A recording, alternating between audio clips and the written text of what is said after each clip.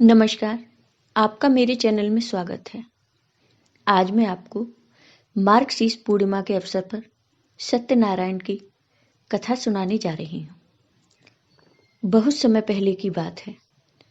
एक उल्कामुख नाम के बुद्धिमान राजा थे। वह सत्यवादी तथा धार्मिक थे। वह प्रतिदिन देव स्थानों पर जाते और निर्धनों को धन देकर उनके कष्ट दूर करते थे। उनकी पत्नी कमल के समान मुख वाली तथा सती साध्वी थी। भद्रशिला नदी के तट पर उन दोनों ने श्री सत्यनारायण भगवान का व्रत किया। उसी समय साधु नाम का एक वैश्य वहां आ गया। उसके पास व्यापार करने के लिए बहुत सारा धन भी था। जब उसने राजा को व्रत करते हुए देखा तो वह विनय के साथ राजा से पूछने लगा, हे राजन, भक्ति भाव से पूर्ण होकर आप यह क्या कर रहे हैं? मैं सुनने की इच्छा रखता हूँ, तो आप मुझे बताएं। तब राजा बोले, हे साधु, अपने बंधु बांधवों के साथ पुत्र आदि की प्राप्ति के लिए एक महाशक्तिमान श्री सत्यनारायण भगवान का व्रत एवं पूजन कर रहा हूँ। राजा के वचन सुनकर साधु आदर से बोला, हे राजन, मुझे इस व्रत की सारी विधि बताइए। आपके कहे अनुसार मैं भी इस व्रत को करूंगा। मेरी भी कोई संतान नहीं है और इस व्रत को करने से निश्चित रूप से मुझे संतान की प्राप्ति होगी। तब राजा ने कहा, ठीक है, मैं तुम्हें इस व्रत की विधि अवश्य बताऊंगा। फिर राजा ने श्री सत्यनारायण भगवान के व्रत की सारी विधि उस व्यापारी को बता दी। जब वह साधु व्यापार से निवृत्त होकर अपने घर गया तो उसने श्री सत्यनारायण व्रत की बात अपनी पत्नी को बताई। साधु वैश्य ने अपनी पत्नी को संतान देने वाले इस व्रत का पूरा वर्णन बताया और कहा कि जब मेरी संतान होगी तब मैं इस व्रत को अवश्य करूंगा। साधु की पत्नी का नाम लीलावती था। साधु ने इस तरह के वचन अपनी पत्नी लीलावती से कहे। एक दिन लीलावती पति के साथ आनंदित हो सांसारिक धर्म में प्रवृत्त होकर सत्यनारायण भगवान की कृपा से गर्भवती हो गई। 10वें महीने में उसके गर्भ से एक अति सुंदर कन्या ने जन्म लिया। दिनों दिन वह ऐसे बढ़ने लगी जैसे कि शुक्ल पक्ष का चंद्रमा बढ़ता है।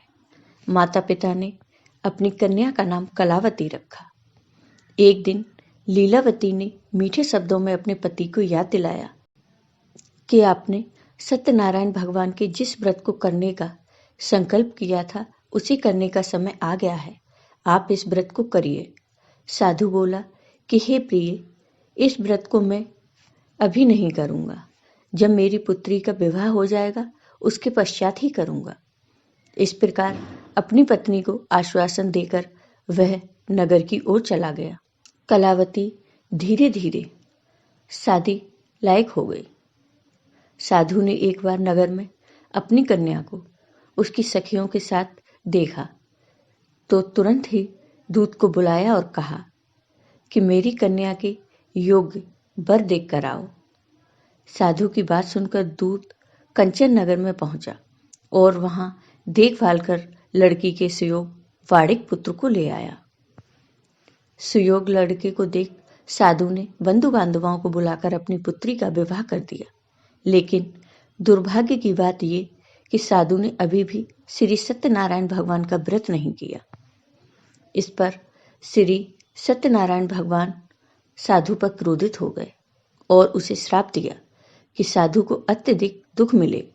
अपने कार्य में कुशल साधु बनिया जमाई को लेकर समुद्र के पास स्थित होकर रत्नासारपुर नगर में गया। वहां जाकर दामाद और ससुर दोनों मिलकर चंद्रकेतु राजा के नगर में व्यापार करने लगे।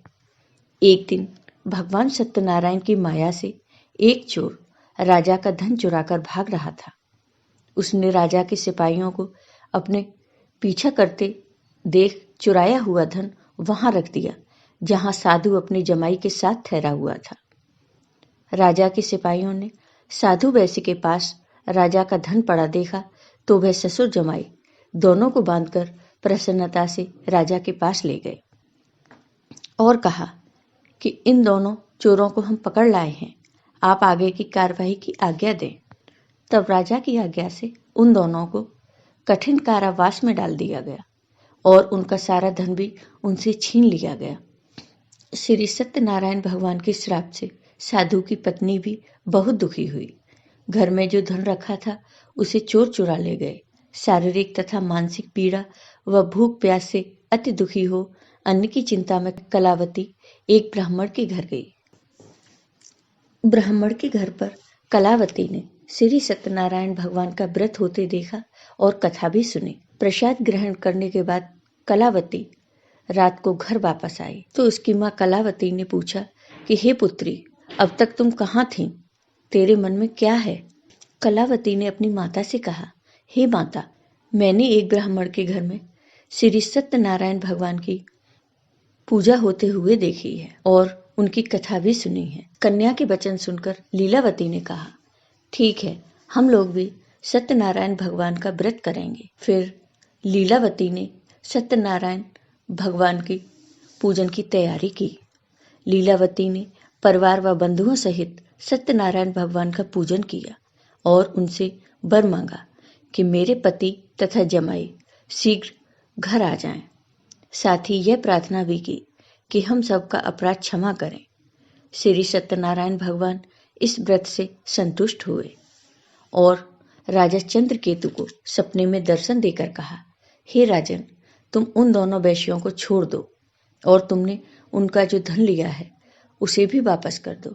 अगर ऐसा नहीं किया तो मैं तुम्हारा धन, राज्य व संतान सभी को नष्ट कर दूंगा।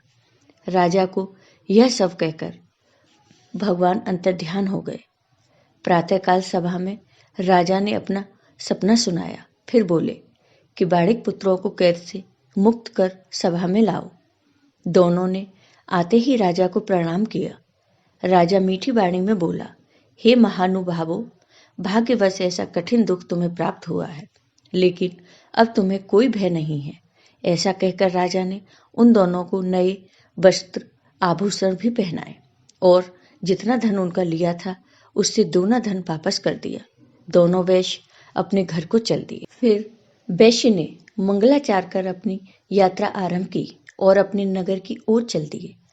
उनके थोड़ी दूर जाने पर एक दंडी वेशधारी श्री सत्यनारायण ने उनसे पूछा, हे साधु, तेरी नाम में क्या है? तब वैश्य ने हंसते हुए कहा, हे दंडी, आप क्यों पूछते हो? क्या धन लेने की इच्छा है? मेरी नाम में तो बेल व पत्ते भरे हुए हैं। वैश्य के कठोर वचन सुन भगवान बोले, तुम्हारा वचन सत्य हो।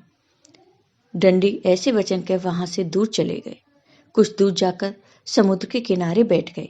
दंडी के जाने के बाद साधु वैश्य ने नित्य क्रिया के पश्चात नाव को ऊंची उठते देखकर अचंभा माना और नाव में बेल पत्ते आदि देख वह मूर्छित होकर जमीन पर गिर गया।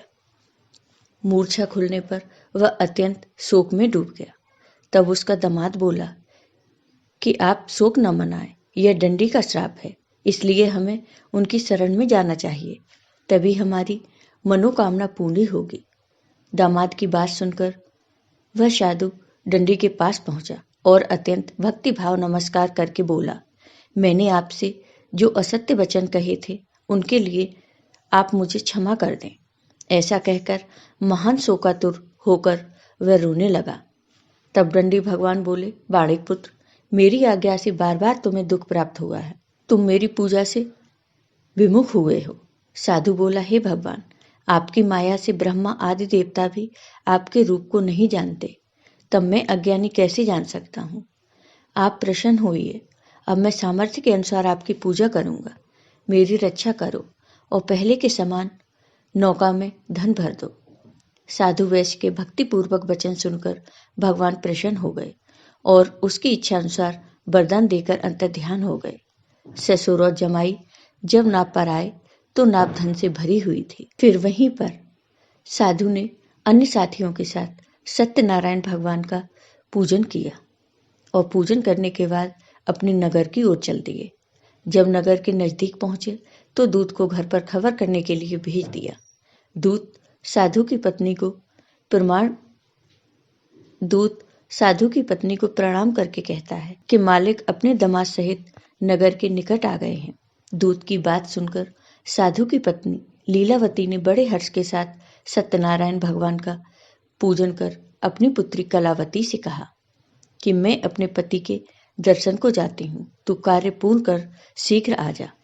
माता के ऐसे वचन सुन कलावती जल्दी में प्रसाद छोड़ अपने पति के पास चली गई।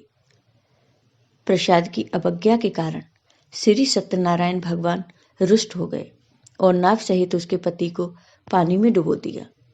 कलावती अपने पति को वहां न पाकर रोती हुई जमीन पर गिर गई। नौका को डूबा हुआ देख व कन्या को रोता देख साधु दुखी होकर बोला, हे प्रभु, मुझसे तथा मेरे परिवार से जो भूल हुई है उसे क्षमा करें।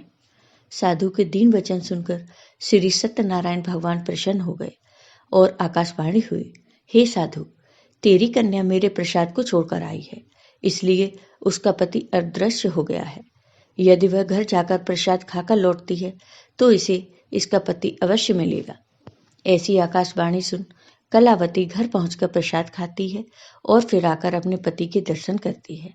इसके बाद साधु अपने बंधु बांधवों सहित श्री सत्यनारायण भगवान का विधि विधान से पूजन करता है और इस लोक का सुख भोग व अंत में स्वर्ग को चला जाता है। तो हे सत्यनारायण भगवान, आपने जैसे लीलावती, कलावती और उस साधु और उसके दामाद पर कृपा बनाई, वैसे ही अपने सभी भक्तों पर कृपा करना।